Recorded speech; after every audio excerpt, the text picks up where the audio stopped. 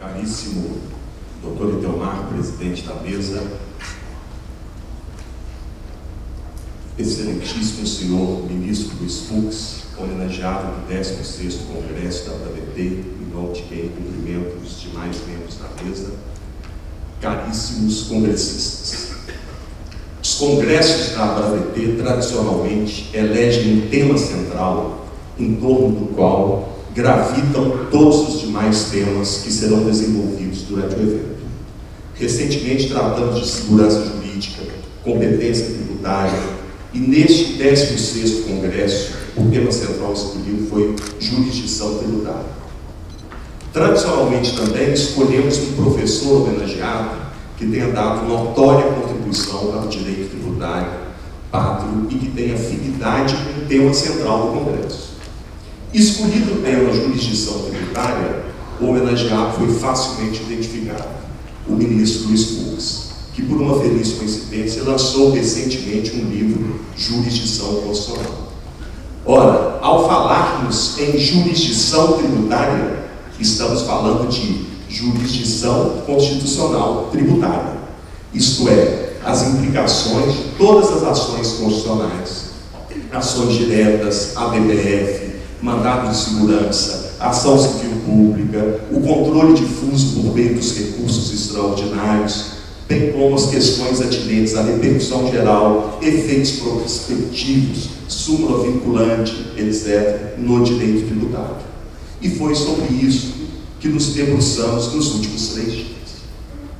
Caros congressistas, o ministro Luiz Fux exerce a magistratura há quase 30 anos. Iniciou sua carreira em 1983 como juiz de direito no estado do Rio de Janeiro, tendo sido aprovado em primeiro lugar no concurso público. Promovido por merecimento a desembargador, tornou-se ministro do STJ em 2001, onde ficou até o ano de 2011, quando foi nomeado ministro do Supremo Tribunal Federal. No período do Superior Tribunal de Justiça, foi relator do impressionante número de 147 recursos repetitivos, sendo que desses, dezenas tendo por objeto matéria tributária. Ao lado da carreira de juiz, sempre exerceu a cátedra. Professor titular da Universidade do Estado do Rio de Janeiro, UERJ, aprovado em primeiro lugar no concurso público, com a tese Tutela de Segurança e Tutela de Evidência, livre docente e doutor com a tese Incapacidade Processual do Terceiro Interveniente, publicou mais de uma dezena de livros, centenas de artigos e capítulos de livros. Participou de inúmeras bancas de mestrado, doutorado e concursos de professor. Além das atividades da magistratura e acadêmicas, exerce várias outras, participando de associações científicas e desenvolvendo vários projetos. Em 2009, foi nomeado presidente da Comissão de Juristas, designada pelo Senado Federal para elaborar o anteprojeto do novo Código de Processo Civil. Recebeu diversas comendas e medalhas, dentre elas a honrosa Medalha da Inconfidência, símbolo de consideração máxima dos mineiros. Ministro Luiz Fux, ao ser homenageado nesta manhã pela ABT, sinta-se mais uma vez homenageado por Minas Gerais. A minha formação como ser humano, bem como a minha formação jurídica, se deu aqui. E por isso posso lhe dizer que faz muito bem ao espírito cometido dos mineiros, o espírito acolhedor, despojado e aberto do carioca. São comportamentos que se complementam e se explicam pelas geografias de cada estado. Minas Gerais, cercada de montanhas, tem uma tendência ao fechamento que nos obriga a olhar para o alto em busca da infinitude, da transcendência e da liberdade, valor tão caro aos mineiros. Posto que exige o esforço diário de sua conquista. O Rio de Janeiro, de frente ao horizonte do mar sem fim, é naturalmente livre, sempre aberto para assimilar o novo e acolher aqueles que o escolheram para viver. Somos todos nós frutos de nossas circunstâncias. Fomos plasmados pelo espírito libertário que caracteriza as escolas de direito. A sala de aula sempre foi um templo imaculado, no qual se entra apenas por vestibular e por concurso, e onde firmamos o nosso compromisso com a cidadania, com a liberdade, com a igualdade e com a justiça. Se o direito, como nos ensinou Sacha Calmon, nos ensina, enquanto técnica é neutro em relação aos valores, enquanto expressão do poder político é sensível às reivindicações de justiça e de igualdade que se formam à sua volta. Assim, não podemos deixar de compreender o direito como técnica e valor conjuntamente. Este é o desafio: aprimorar a técnica do direito para, num esforço humano, carregá-lo do valor justiça. A simetria entre direito e justiça é o ideal que se deve perseguir. E o poder judiciário tem contribuído para que o país se torne mais justo e mais democrático. A expansão do poder judiciário na vida institucional brasileira é fato incontestável. O Supremo Tribunal Federal, em especial, tem decidido questões de larga repercussão social e política. A judicialização no Brasil tomou vulto com a redemocratização do país. E se tivermos que escolher um marco, certamente esse seria a Constituição de 88, que despertou o sentimento de cidadania que estava adormecido. E o povo descobriu ou redescobriu o judiciário. Contribuiu para esta expansão o nosso modelo de Constituição analítica, que trouxe para dentro do texto constitucional muitos temas que eram tratados até então no plano da legislação ordinária. Ora, a partir do momento que matérias são constitucionalizadas, amplia-se o papel político do Supremo Tribunal Federal. Pode-se ainda apontar como causa decisiva da judicialização o fato do Brasil adotar simultaneamente dois sistemas de controle de constitucionalidade das leis: o controle difuso e concentrado. O primeiro permitindo que qualquer juiz declare a inconstitucionalidade de uma lei, e o segundo autorizando o julgamento em abstrato da norma, tendo a Constituição de 88 ampliado significativamente o rol das pessoas legitimadas a ajuizar as ações diretas de inconstitucionalidade, além de terem sido criadas novas modalidades de controle concentrado, como a ação direta de inconstitucionalidade por omissão, a ação declaratória de constitucionalidade e a ação por descumprimento de preceito fundamental. Foi neste ambiente que despontou o ativismo judicial, decorrente de uma visão predominantemente neoconstitucionalista, que levou o judiciário a ter uma nova atitude manifestada em um comportamento mais proativo de interpretar a Constituição. O poder judiciário, fácil perceber, exerce cada vez com mais desenvoltura o ativismo judicial, criando uma forte linha de tensão no desejado equilíbrio entre os poderes.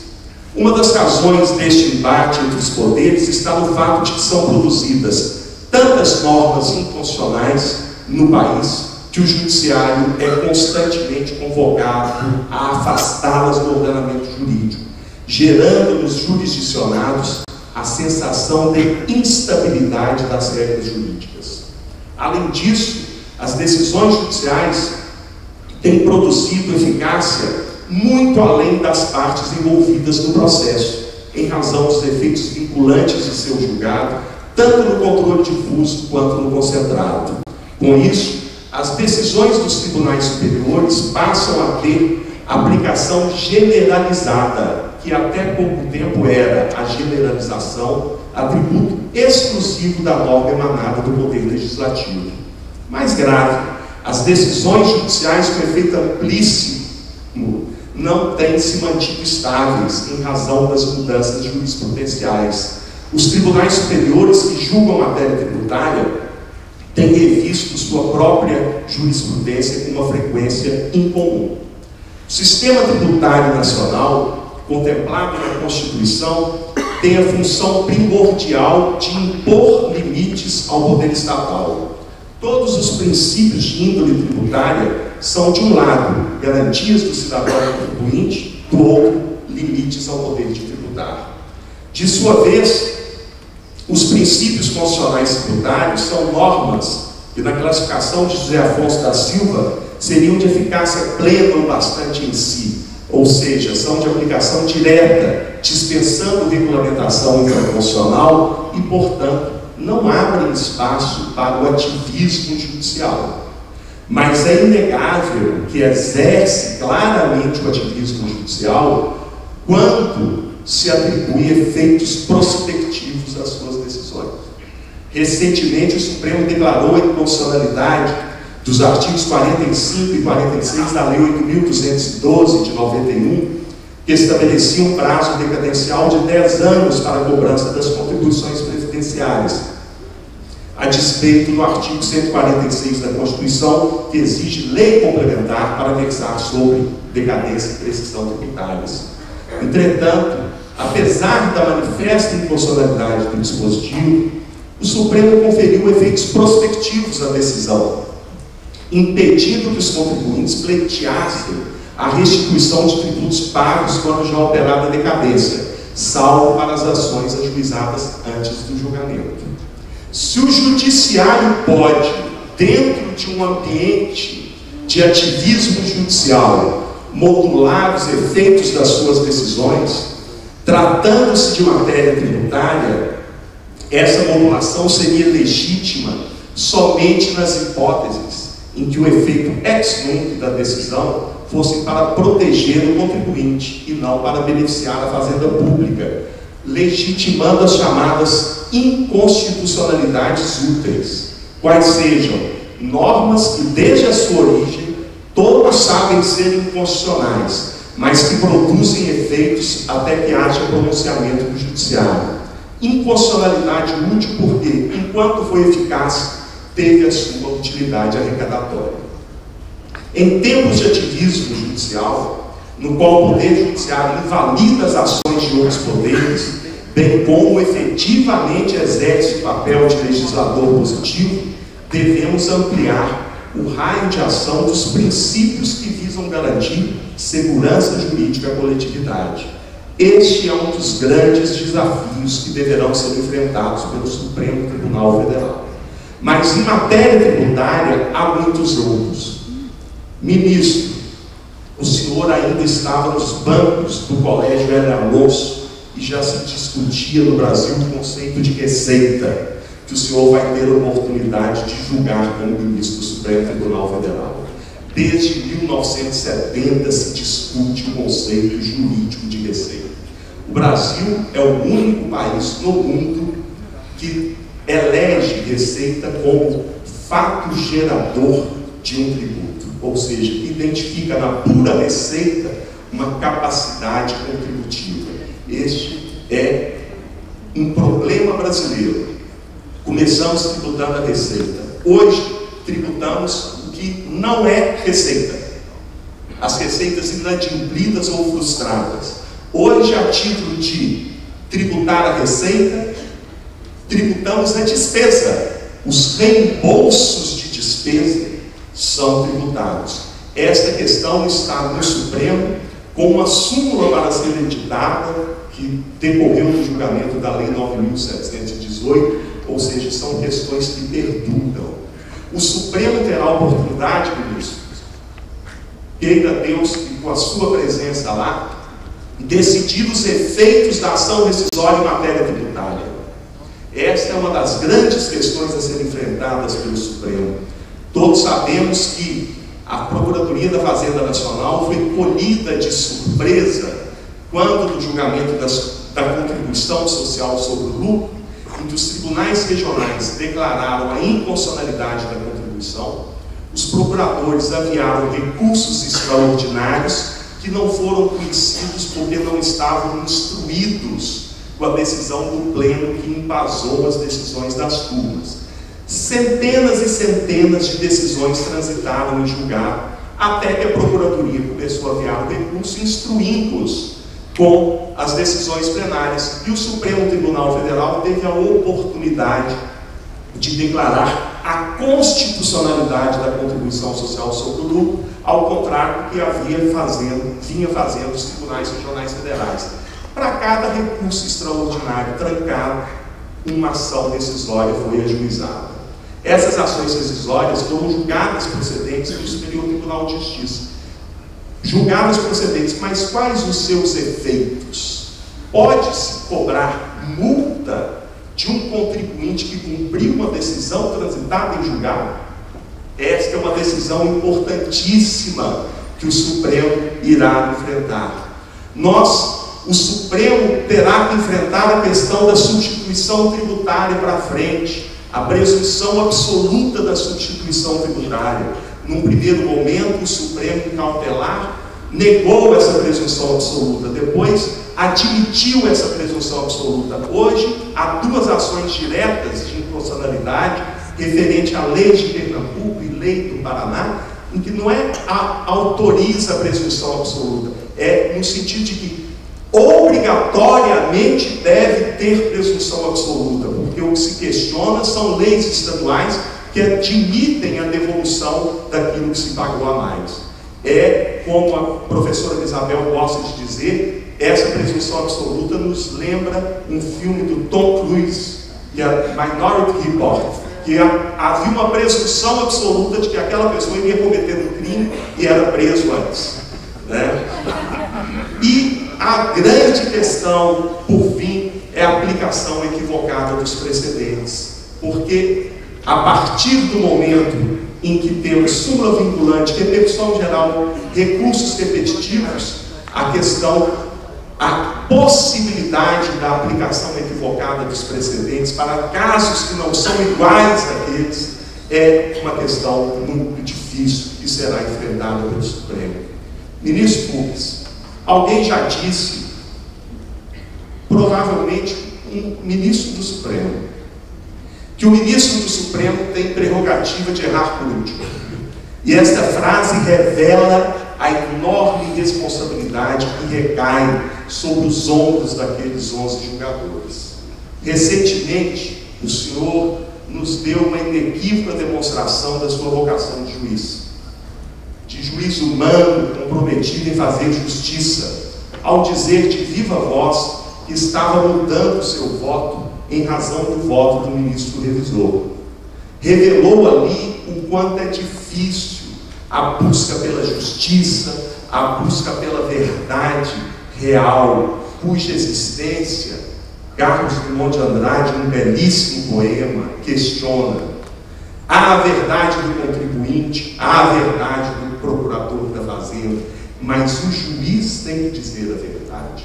O juiz, disse o Dr. Américo Lacombe, o bom ladrão se salvou na cruz, mas um juiz covarde não se salva jamais. Então a responsabilidade com o julgamento. Me lembra esse poema do Carlos Drummond de Andrade que diz: mineiro, maior poeta mineiro, a porta da verdade estava aberta, mas só deixava passar meia pessoa de cada vez. Assim, não era possível atingir toda a verdade, porque a meia pessoa que entrava só trazia o perfil de meia verdade, e sua segunda metade voltava igualmente com meio perfil, e os meios perfis não coincidiam. Arrebentaram a porta, treparam a porta, chegaram ao lugar luminoso onde a verdade esplendia seus fogos. Era dividida em metades diferentes uma da outra.